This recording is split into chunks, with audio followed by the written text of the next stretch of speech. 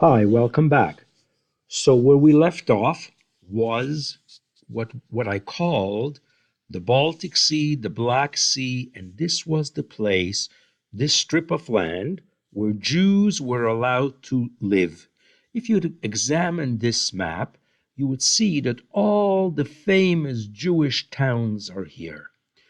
Kovna, Vilna, if I just go down, it's Phil, Odessa, all of these, Kishinev, these are all Jewish places filled with Jews. So here there were pogroms, that's the Russian Empire, and here the Austro-Hungarian Empire, the German Empire, and if we would go further to the left, we would see England, and here there was a jealousy. Jews were doing well, Jews were hated everywhere. This was the background to our next piece. So there's anti-Semitism, there's hatred of Jews, even though there was freedom for Jews and they were equal. And now we move to a place called the Dreyfus Affair. The Dreyfus Affair was a very difficult situation where there was a French officer whose name was Alfred Dreyfus, and he was blamed that he gave the secrets of the French army to their greatest enemy, Germany, in 1894. Dreyfus was taken to trial, and everybody believed that Dreyfus was a traitor. He wasn't loyal to his country, and they declared him guilty, and he was given a life sentence. They removed all his army badges. They broke his sword in a public ceremony.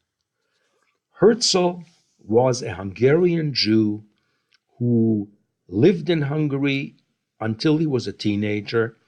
Unfortunately, he had a little sister who died. She was ill, and her parents were too depressed, and they left Hungary. They moved to Germany because the memories of his sister were too painful for them. Herzl finished university. He became a lawyer. He didn't like law. He wanted acting. He wanted to write. He wanted to write plays. He became a writer for an Austrian newspaper. And when he was a writer, they asked him, the newspaper asked him to go to France and cover it. He should be the journalist that covers the trial of Dreyfus.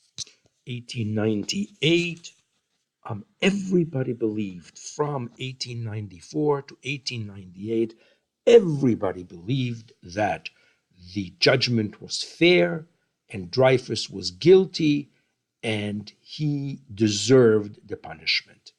In 1898, a man, a philosopher, a thinker by the name of Émile Zola, wrote an article, a full-page article in the French newspaper, J'accuse, Anim Ashim. I declare guilty. And he declared guilty the French army that the court case to Dreyfus was a fake, and they blamed him for nothing. And there was a trial, and in 1906, look at the dates, 1898 to 1906, it took them 8 years and even 12 years from the time that he was accused to return all his badges, all his honors, and now everybody understood that Dreyfus was blamed only because he was a Jew. So the Dreyfus affair was an anti-Semitic court case. Here you see his officer breaking his sword, and here is the humiliated Dreyfus. And here you see they're taking off all his badges. And this was the article by Émile Zola that he accused the French government and the French army. This begins the story of Herzl. Herzl saw the trial. In the trial, he thought that Dreyfus was guilty, but then nothing to do with the trial. He thought that this was just cruel, but he wanted, as a result of the situation in Europe, East, West, pogroms, anti-Semitism, he thought that he should go to the two richest Jews in Europe. They were Baron de Rothschild, and Baron de Hirsch. Those two names were very wealthy people. He went to them to present his case that we should begin to make a Jewish homeland because Europe is hopeless for Jews. Before he went to them, he went into his hotel room in Paris, and he wrote a booklet of about 80, 90 pages called The State of the Jews, der Judenstaat, in Hebrew, Medinat HaYehudim.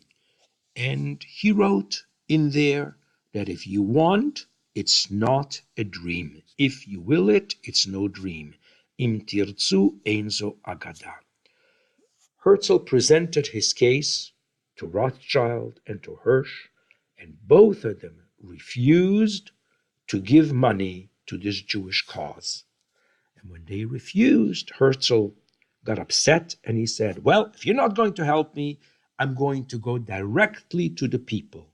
And he invited every single organization, Jewish organization in the world, to send representatives, delegates to represent them at this meeting, which was called a conference, which we later called the First Zionist Congress, HaKongress HaTzioni HaRishon. It was held in Switzerland in 1897 in a city called Basel, in Basel, Switzerland. And they were having their Congress, and Herzl, it was on August 29, 30, and 31, a Sunday, Monday, Tuesday. So Herzl came early on Shabbat. He went to synagogue. They called him to the Torah, and he writes in his diary that he was so nervous about making the blessings for the Torah, he was more nervous about that than to make the speech at the First Zionist Congress. Herzl was a very special man. His importance to Judaism today is as important as any one of the biblical leaders that you studied about, Abraham, Isaac, Jacob, Moses, Joshua. Herzl is the one that laid the seeds to what later on will become the first Jewish state in 2,000 years, which we call Medinat Israel. Eretz Israel becomes Medinat Israel. Just one more line, and that's as follows. After the second night of the Congress, Herzl went to his room and wrote in his diary. This is in Basel, Switzerland, second night of the Congress. 200 people are present, Jews, non-Jews, men, women. Herzl writes, in Basel, I laid the foundations to the Jewish state. In Basel, I created the basis to create a Jewish country. His full quote is something like this. If I would say so today, everybody would laugh at me. But in 5 years, in 10, surely in 50 years, there will be a Jewish state. And if you do the math, 1897 plus 50 is 1947. In 1947, the United Nations voted to split this tiny little piece of land called Eretz Israel to two, an Arab country and a Jewish country. Israel was just after the Holocaust, and they said, better have a country than no country. The Arabs said, if it means that the Jews are going to get their country, we'd rather not have a country at all. And that fight over country, no country, Arab, Jewish, continues today as the fight between Jews and Arabs. We will continue next week. Thank you.